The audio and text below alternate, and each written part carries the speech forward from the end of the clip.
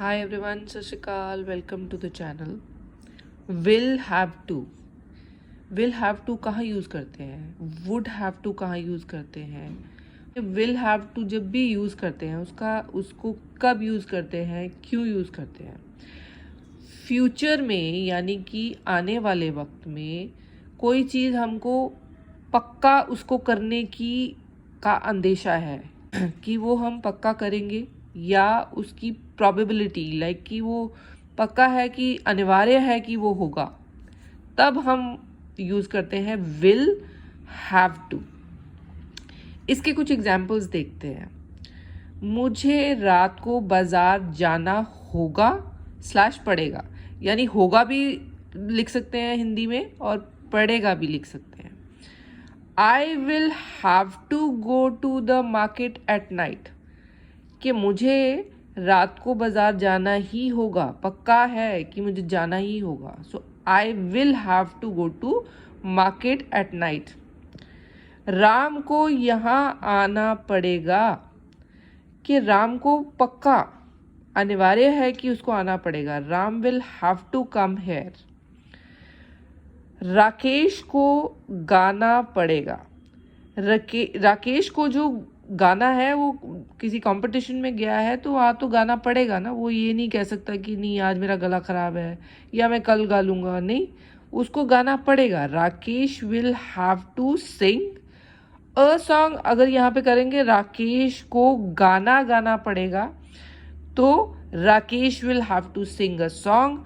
राकेश को गाना पड़ेगा तो Rakesh will have to sing. मुझे उसे बुलाना पड़ेगा, मुझे उसे बुलाना होगा। ज़रूरी है कि उसको बुलाना पड़ेगा, उसके बिना ये काम नहीं होगा। You will have to call him. मुझे उसे बुलाना पड़ेगा। I will have to call him.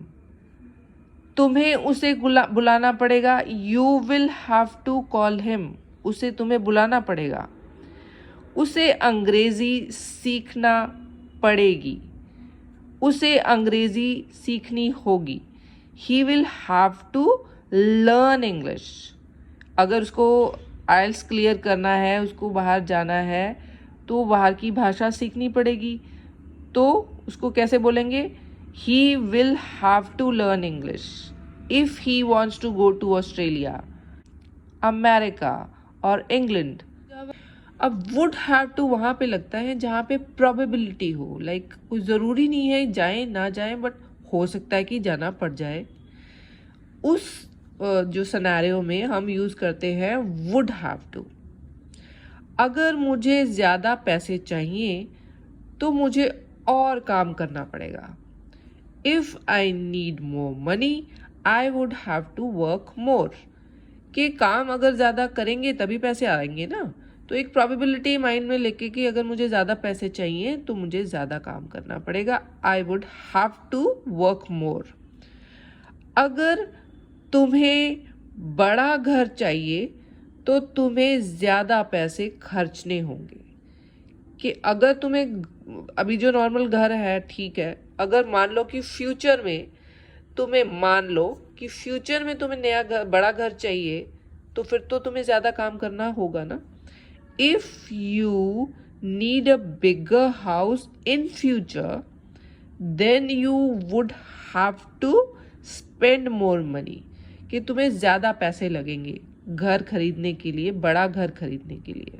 You will have to spend more money. हर शनिवार उसको राशन खरीदने जाना होगा। कहाँ पे? जैसे अब अपने घर में रहते हैं, कौन राशन ला रहा है कौन नहीं ला रहा, मम्मी ला रही है पापा ला रहे हैं, बच्चों को नहीं पता। अब मान लीजिए कि बच्चे को बाहर जाना है, पढ़ रहा है, अपनी लाइफ को खुद उसको जीनी है, तो सेंटेंस कैसे बनेगा कि हर शनिवार उसको राशन खरीदने जाना होगा। She would have to go for shopping groceries every Saturday और वीकेंड, क्योंकि पूरा हफ्ता तो काम करना है, अब वीकेंड पे शॉपिंग करनी चाहिए। अगर वो नहीं आती है तो मुझे उसको बुलाना पड़ेगा। मान लीजिए घर में कोई पार्टी है, आपको हाउस हेल्प आपने उसको बोला हुआ है कि तुम आ जाना, और मान लीजिए कि वो फॉर सम रीज़न या कोई बहाना उसने लगाया कि वो नहीं आती, तो बात क्या कैसे कहेंगे आप कि if she does not come, if she doesn't come, अगर वो नहीं आती है, I would have to call her. ये भी प्रोबेबल है कि हो सकता है वो ना आए, हो सकता है वो आ भी जाए, तो प्रोबेबिलिटी जहाँ पे आ जाती है वहाँ पे हम लगाते हैं वुड हैव टू। इंग्लिश है और इम्प्रूव होगी, कीप प्रैक्टिसिंग, जितना बोलेंगे जितना लिखेंगे उतना ही अच्छा होगा। Thank you for watching, good luck.